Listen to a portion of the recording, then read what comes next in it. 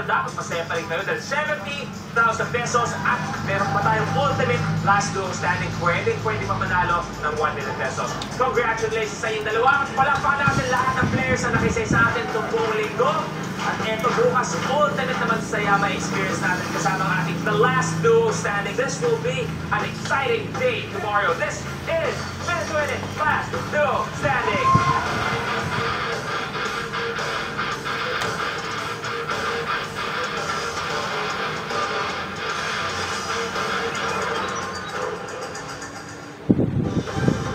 Pag nandito ako sa school, parang kinakalimutan ko na yung mga problema.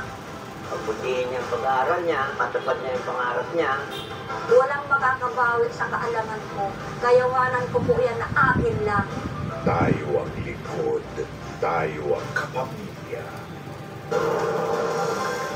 Sa ulo ng mga nagbabatang balita, ang kapatid sa Bulacan, arestado sa pagbebenta ng maseselang na litrato at video ng anak at pamangkin. 4 na kaso ng walking pneumonia na unang nakumpirma ng DOH, umalinga. Ahensya muling tiniyak na walang outbreak ng sakit sa... Gusto mo naman check out pero wala pang payday? Sagot mo namin with SPay Later. Pagkaan mo ng pagbayad with up to 12 months installment with 0% interest on your favorite electronics and gadgets. Kaya buy now in SPay Later. You blend? Here's your Jollibee iced latte, sir. Discover deliciously rich coffee blends made from 100% Arabica beans, freshly brewed, all new Jollibee coffee blends. Try it! At bumaliktad. At matapos kumpirma rin ang breakup, Daniel Padilla nagkatid ng pamasko sa mga batang ulila at may sakit.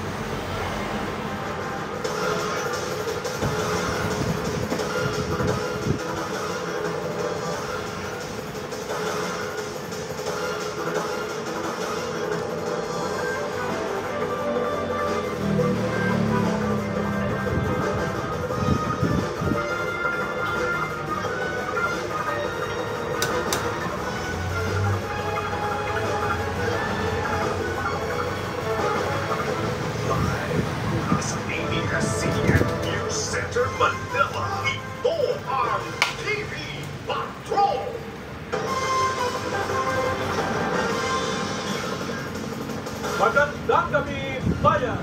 Simulan natin ang balitaan sa pag-aresto sa 2 magkapatid mula Bulacan na nagbebenta umano ng mga maseselang na litrato at video ng kanilang anak at pamangkin.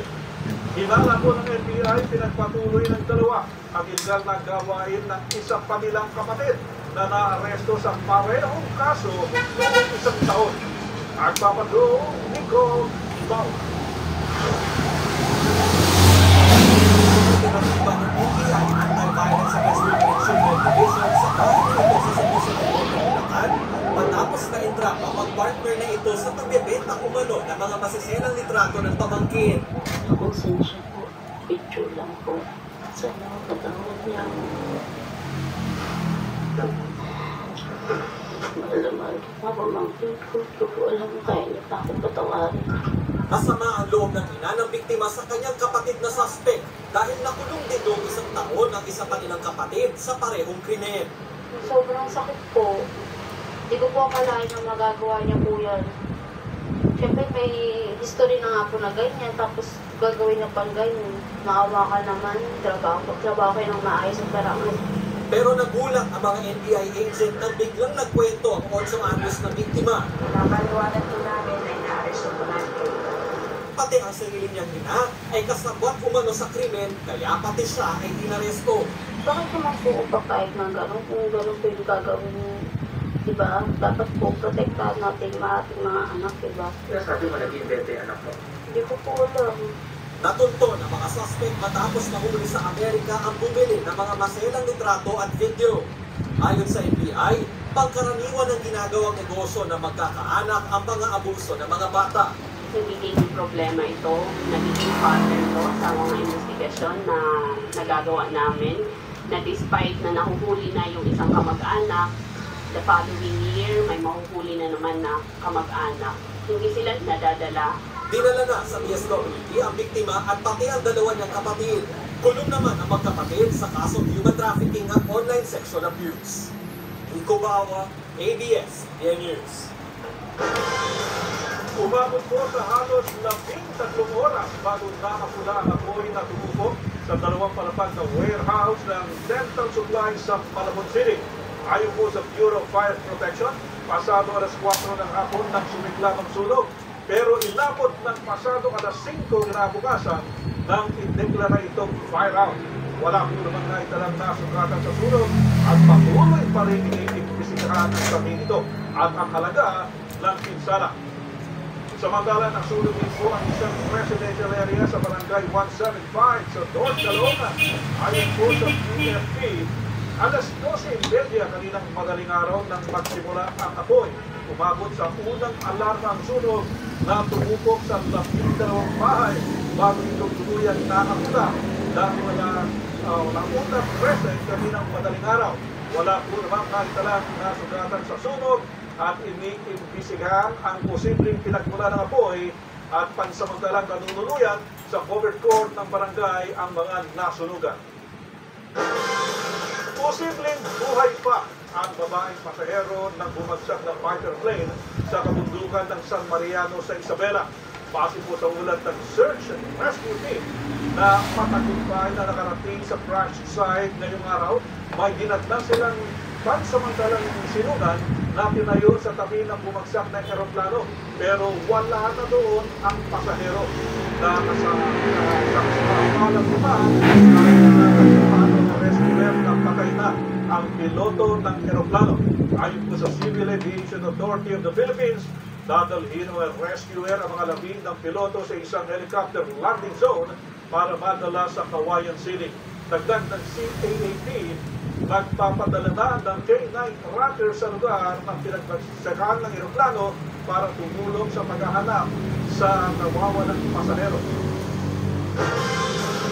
Sa ibang balita naman, umaaray ang ilang pamimili dahil mataas pa rin ang presyo ng bigas sa ilang pamilihan sa Metro Manila.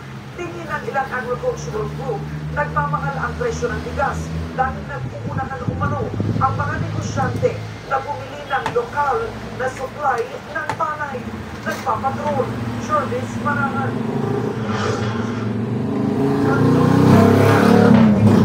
Jocelyn para sa kanyang karinderya. Aminado siyang mas mahirap pagkasyahin ang kita dahil sa taas ng presyo ng bilihin. Kailangan mo mag-budget, tipid na lang. Basta mahirap lang yung sitwasyon, hindi ko preno ka nga. Kwento ng mga nagtitinda, kahit sila ay nagugulat dahil sa taas ng presyo ng bigas. Hindi ka na makakapag-retail ng 50. Kung makapag-retail ka man, yung parang broken na siya. Imported. Yung iba, customer, nagulat sila kasi bakit sabi, bumaba na, mas ang taas.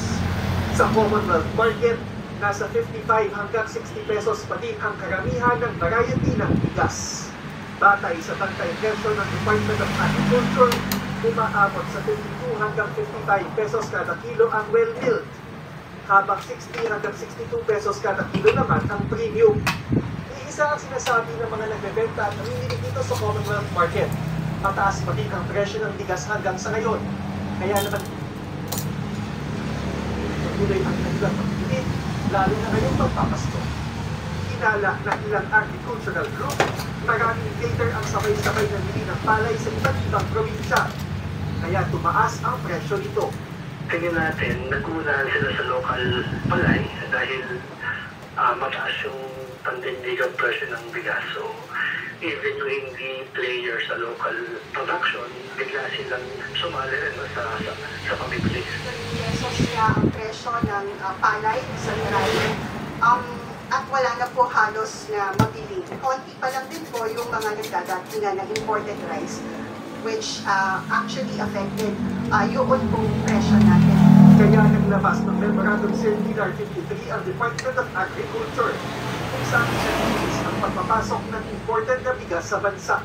Sa ilalim nito, dapat nang ma-ship out ang imported rice mula sa pinagkukuha ng bansa 30 araw matapos mailabas ang import clearance nito. Posibleng ding mapatawan ng penalty ang mga importer na hindi gumagamit ng mga inilalabas na import clearance.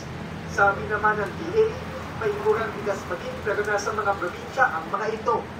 You can still find rice that are 41, 38, 42, much lower than the Metro Manila prices. The global worry now is that the prices may go up again because supply is going down globally.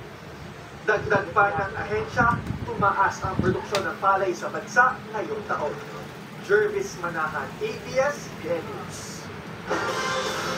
Aabot sa 2 tonelada ng kamatis ang itinampo ng isang truck sa isang bakanteng lote sa Nueva Vizcaya noong Lunes.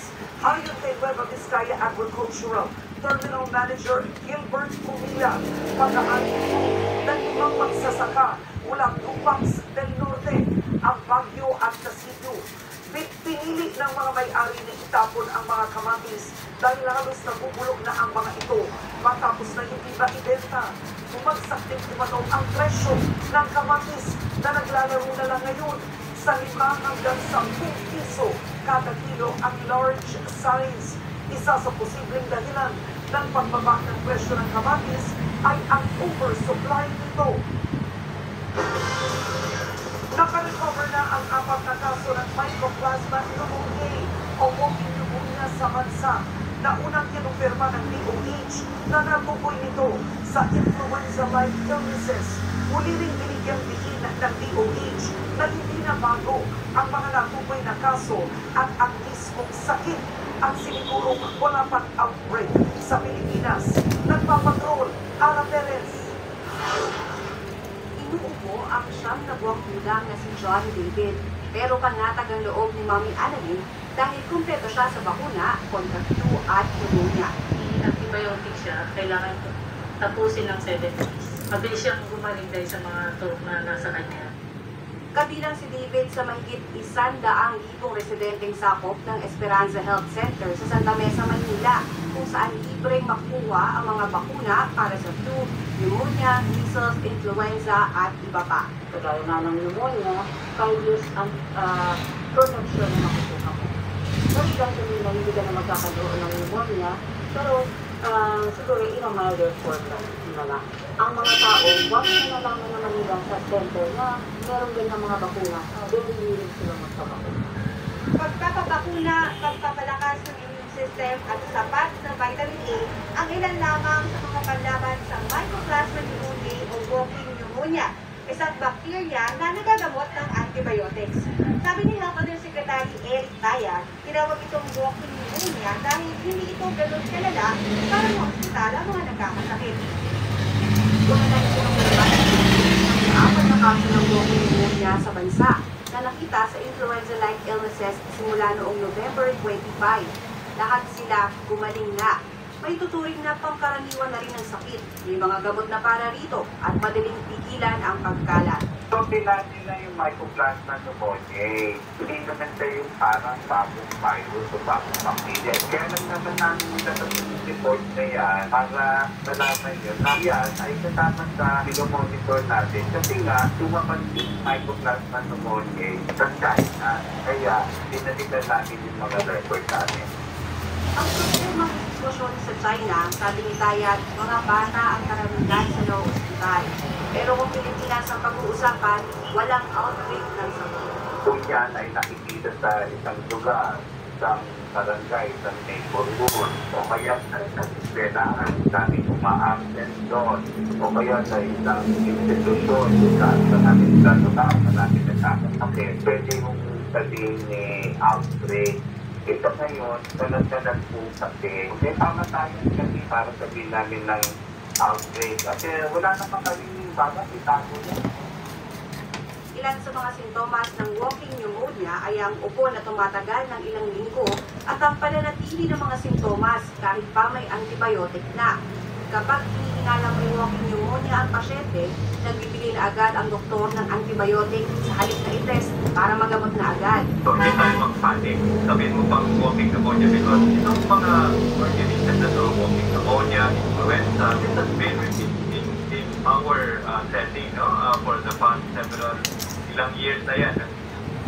Hinikayat ng DOH ang mga ospital na i-test ang samples o di kaya dalhin ang mga ito sa RITM para mas lalong makita ng ahensya ang sitwasyon ng walking pneumonia sa bansa. Ara Perez, ABS-CBN News. Pasikip na ng pasikip ang daloy ng trapiko sa mga pangunahing lansangan habang papalapit ang Pasko.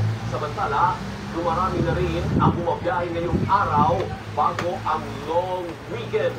Live muna sa EDSA Orense Republic Roll, Andrea Taguines. And kumusta ang sitwasyon ng traffic dyan? Alvin, mabagal na nga ang daloy ng trapiko sa southbound lane ng EDSA base sa nakikita natin dito sa may Orense sa Makati. Ayon din sa monitoring ng MMDA, itong traffic na to hanggang magiging ganito na yung daloy ng mga sasakyan hanggang Reliance, hanggang Magallanes. Bagamat kasi Huwebes ngayon, sabi ng MMDA, asahan talaga ang usual Friday rush hour traffic at baka nga mas malala pa dahil sa long weekend at dahil holiday season ngayon.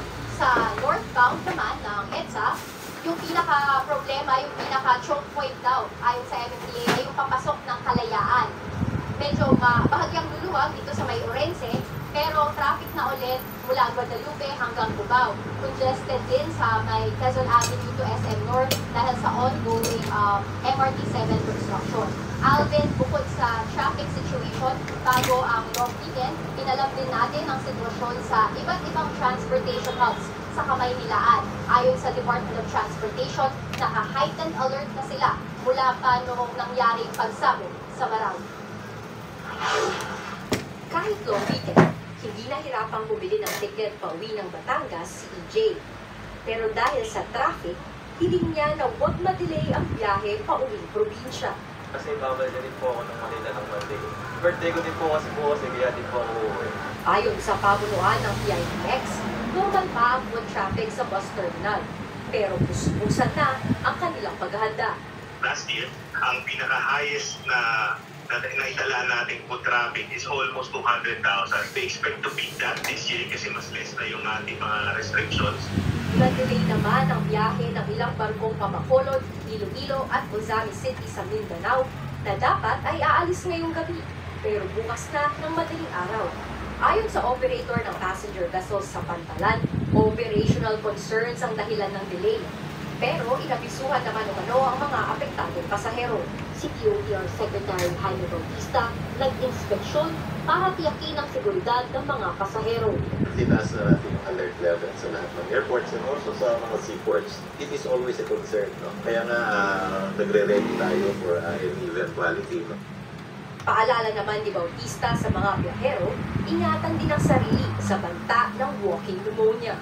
It's good also to personally have yung mga mask natin. No? Although wala pa namang directive ang Department of Health. No? Pero siguro sa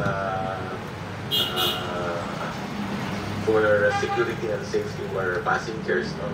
We will encourage them. On time naman ang pag-alis ng karamihan sa flights mula Ninoy Aquino International Airport. At para tiyaking masusunod ang schedule ng flights hanggang matapos ang holiday season, nagdagdag na ng aircraft ang Philippine Airlines. We are expecting the arrival of more aircraft that we return to lessors at the height of the pandemic. Ang AirAsia Philippines naman, nangakong walang mangyayaring overbooking. We make sure na kapag ganitong peak season, ay hindi namin pinatutupad o sinusubidin din namin yung pagpapatupad yan para nga masiguro na wala rin maaberya o walang makakasal ng mga guests. Pati ang Bureau of Customs, nag-soft launch ng e-travel customs system para mapadali ang proseso sa mga pasahero. Alvin, balikan lang din natin ulit yung southbound lane ngayon ng EDSA dito sa may Orense. Medyo lumuluwag na. Pero base sa nakita natin, pag lalo ka pang pumasok ng Makati ay nagiging traffic na ulit. Sa NLEX naman, punta naman tayo sa NLEX, Alvin. Ang nakikita natin, congested ngayon ay yung sa may Balintawak Toll Plaza, yun yung pinaka-masikip ngayon dahil dun sa mga nakapila nga para magbayad ng toll. Kaya paulit-ulit na paalala ng NLEX sa mga pasahero, sa mga motorista, bago umalis ng bahay, magpa-load na ng RFID dahil ito nga yung palaging nagpapatagal sa mga bumabiyahe o yung pagbayad ng cash sa mga toll plaza. At syempre, maliban pa doon, i-check din muna yung kondisyon ng sasakyan, i-check din kung sapat ba yung laman na gas ng sasakyan. Alvin. Maraming salamat, Andrea Tagines.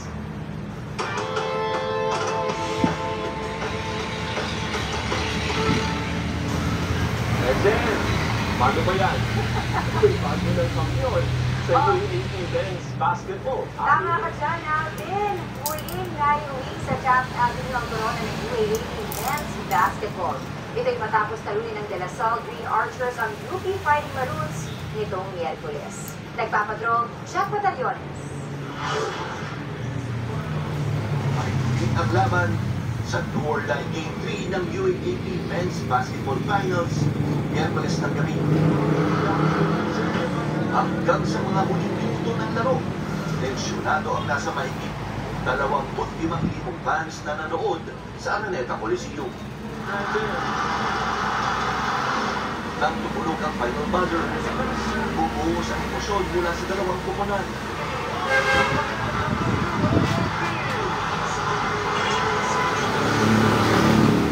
Emosyonal ang Green Archers dahil natapos na ang 7 taong paghihintay para maibalik ang corona sa Taft Avenue. Malungkot naman ang Fighting Maroons dahil sa ikalawang sunod na taon, natuto silang manalo sa Game 3 ng Finals. Sa mga hindi nakapasok sa Big Dog, nakontento na lang sa mga viewing parties sa kanilang mga universidad. Napiguman sa Finals, pinasalamatan pa rin ng UP community ang Fighting Maroons. We're so proud for our UP MVP. It was a great fight. We went against the finals. Nanood din ang mga legend ng De La Salle Basketball, gaya ni na San Juan Mayor Francis Zamora, Mac Cardona, Jerome Teng, at Jamie Malonzo. Ang UP Finals MVP Kevin Campau, malaking bagay ang tiwalang ibinigay sa kanya ni Coach Topex Robinson. Yung mga pinagdaanan niya ni Coach Topex na hardship, na nagaling sa Lexi, dalawang trade na finals na talo. So talagang binusog ko yun. And then sabi ko hindi ko mangyari. Knowing na nandiyan sa likod ko, siyempre kailangan din na nasa likod na ako. No, that first game loss was really challenging for me. It kinda asked me if I'm really here as para ba talaga akong sa coaching, but every time I see these guys, it gives me the courage to move forward. Samantala, ang matagal ng kariwal ng De La Salle University na Ateneo de Manila Blue Eagles nagpakita din ng suporta sa pamamagitan ng pagpapailaw ng berde sa simbahan ng Jesu at Arete Building. The UP team and the UP community, thank you very much for giving us this opportunity to become the best version of ourselves. I'd like to also thank my friends from the Ateneo community for lighting up the Arete and the Jesu in honor of our championship. Ilang beses na nadapa at pinagdudahan ang Green Archers ngayong taon. Pero sa huli, gawin nila ang lahat ng duda nang muling maangkin ang corona. Jack Batallones, ABS-CBN News. Sa pagbabalik ng TV Patrol, jeep na nakipagkarerahan umano na hulog sa kanal at bumaliktad. At na-aksidenteng busa ang tike na kitang tila patuloy ng takbo bago nahulog sa bangin. Abangan ng iba pang nagpapagang balita sa pagbabalik ng TV Patrol!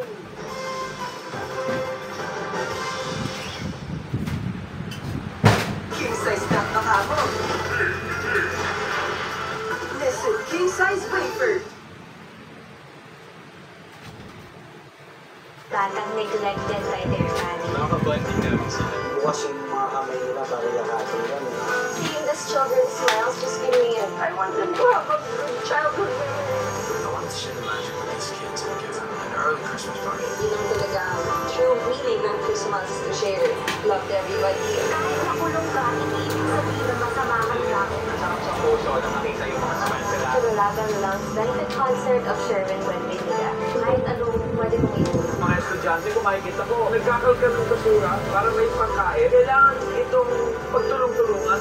Marami pong mga fur babies na nangangailangan ng ating tulong. Kahit a day, tulungan natin sila kahit na paano. The presence of Star Magic dun sa Aita community was really magic. Nakita ko yung saya nila, nakapag-enjoy sila, naramdaman ko yung impact, naka-mission accomplished. Malaki o maliit na bagay, so as long as your heart is in the right place. This is our responsibility. There's some less advantaged people. One of showbiz's most endearing couples. Naabra ka pa ba sa ibang bagay? Nakawa naman sa sarili. Kasi hindi tinry mo, thank you. John Prats and Isabel Oli magkakaharap sa isang interview where they don't hold back. Ano yung preconceived notion mo about me? Based sa mga narinig. Oo, yun naman talaga. Sasagutin nila ang mga tanong na hindi pa nila natatanong sa isa't isa.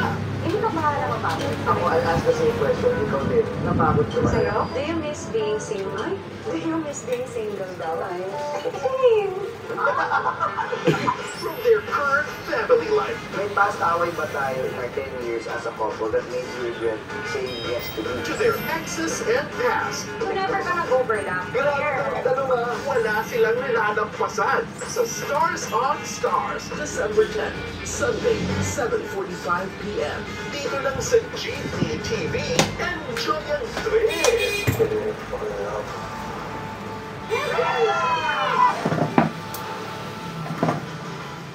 So, titigil ka na sa panililang. Maging tayo na. Baliw? Sa'yo. Ala! Ayaw mo ba ako makasama ng isang gabi? Okay ka lang. Okay lang ako, sir. Ano nangyari sa'yo? Naging nanay. Sino? Ako ba? Siya. Realize mo na rin yung isang patlas na dumating sa buhay ko. Mas maganda kayo kapag naamin ko. Hindi ka yung bagay ko, mas bago. Ano ka ba? This is our time to enjoy. Ayaw natin to.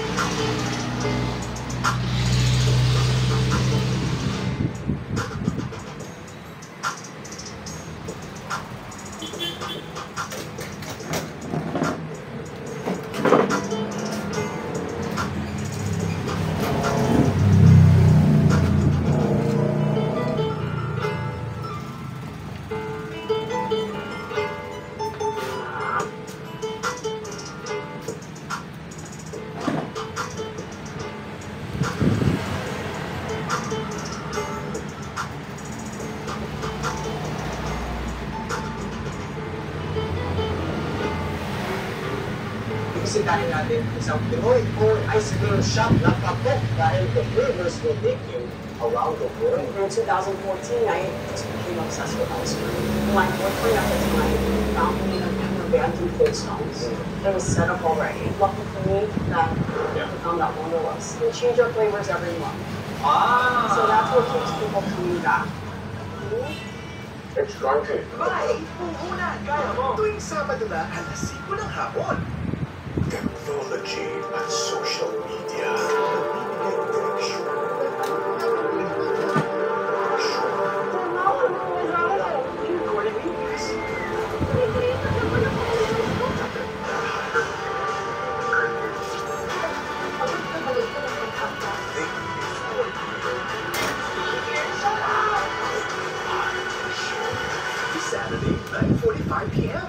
Sunday, 9:30 p.m.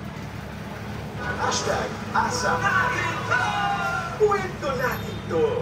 The best of the best, mula noon hanggang ngayon. Dahil mukhang asap natin to stage, musika natin to. Kasama ng patuloy na lumalaki pamilya. Buhay ang OPM. Asap natin to. World-class kapamilya singers. The Sunday concert experience that you all deserve. Alas 12 ng tanghali. Mahirap ang may tinatago. Siguro ang swerte ng nobyo mo. Oo, kaya nga siya balik ng balik sa bahay. Asan siya? Dahil hindi ko alam. Alamin namin kung sinong nasa likod sa pag-amor sa akin. Alam mo ba? Alam ko lang sa kanila na kailan ka mahuhuli. Kaya ba? Oo, ito man. Pero, sabi mo, tanggota, di mga pulis. Kung ano sundan tayo. Sila. Nakailangan kita. FJ Swatang. Wala kami na ni Peach. Don't check your resume. We need to get this done right away para ma-approve kayo. Remember, to make opportunities para mas makilala pa natin siya. Yes, ma'am. Anak ka ng boss, may ko na naman. Ako lang bahala kung saan ko dadali ng office. Pero hindi confirm. Kriminal siya. Siyempre mag-aaral yung pruweba, di ba?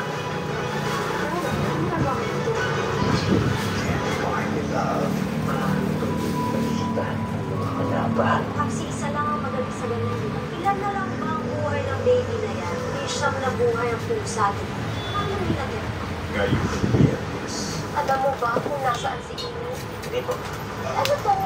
Ilang detention yan? Pwede na namin kasuhan. Hindi ko naman itatago si Amy kung labag sa loob. Pero naniniwala naman ako, hindi tayo matitiis si Amy. Unless, meron talaga pumipigil sa kanya para sinakin tayo.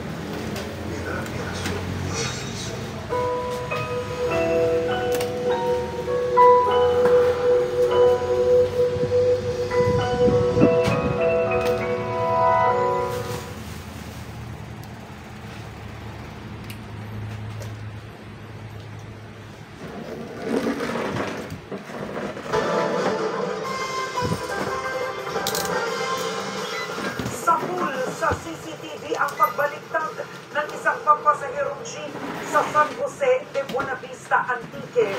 Itong Miyerkules, kita sa video na mabilis ang takbo ng jeepney at tinanggang lumusot sa isang multicam. Pero nawala ng kontrol ang driver dahilan para mahulog sa kanal at bumaliktad ang jeep. Base sa investigasyon ng pulis, nakikipagkarerahan ang jeep sa isa pang jeep. Mabuti na lang at wala itong sakay na pasahero nang mangyari ang aksidente. Ligtas naman ang driver nito. Mabilis ang takbo ng bus na nahulog sa bangin sa Antique. Base sa CCTV video, nakuha ilang sandali bago ang insidente. Nadagdagan pa ang bilang ng mga nasawi sa tragedya. Nagpapatrol, Jeffy Pascual. Gusto sila padala na kailangan sa lakyan. Unang dumaan ng bus ng Sere sa bagang bahagi ng kalsada sa Hamtig, Antique. Nakikita na nila mabilis ang takbo ng bus at pumunto sa concrete barrier at pahulog sa bangin. Bago ito, nakita ang bus sa kanyang huling stopover sa San Joaquin Iloilo na nasa bangko ng Antique. Bumaba ang konduktor, driver at ilang pasahero para mag-CR at bumili ng pasalubong. Makikita rin sa CCTV na nagkape at kumain ng sinapay ang driver at konduktor. Ang may-ari ng tindahan na si Desiree, hindi siya makapaniwala sa nangyari. Tinuturing ko talaga silang mga kapatid, mga driver at saka konduktor kasi halos araw-araw ko sila makita dito sir. At saka kahit paano may tinutulong din sila sa amin. At nang umalis na ang bus, yun na pala ang huling beses na nasulyapan niya ang mga kaibigan. Naawa ako doon, sir. Ikaw, ito sa yung last word. May there's no rest in peace na ako. Umakit na sa 18 ang namatay sa insidente. Kabilang sa mga nasawi ang isang Kenyan missionary, isang pamilya na galing pa ng Italy, kasama ang 1 taon at 11 taong gulang na mga anak. Ito ang tinatawag na killer curve. Dito dumaan ang bus at imbis na paliko dito sa kurbadang bahagi ng kalsada, ito diretso ito nabangga itong sementadong barrier at dumiretso hanggang sa mahulog dito sa napakalalim na bangin. Hindi ito ang unang beses na may nahulog na sasakyan dito sa bangin. Maraming sasakyan na nasa ilalim ng bangin dahil sa dami ng road crashes sa lugar. Ito pa na yung nagkalera sa servicio, sinabi ng tagapagsalita ng Ceres Bus na wala ng safety signboards sa lugar. Actually, may construction sa portion na yon, dun sa area. Number 2, doon na rin sa mga reports na nanggagaling sa mga kaibigan natin sa media ay bigla nawalan po yung mga signages, yung mga safety signages doon sa lugar habang nagkakaroon ng construction. Tuloy naman ang investigasyon sa insidente at tinitingnan ang lahat ng anggulo. That we will have to secure the gas camp, and then we will see if what happened is the fault of the driver or it is on the part of the engineering aspect of our road. Naabiso na rin ang provincial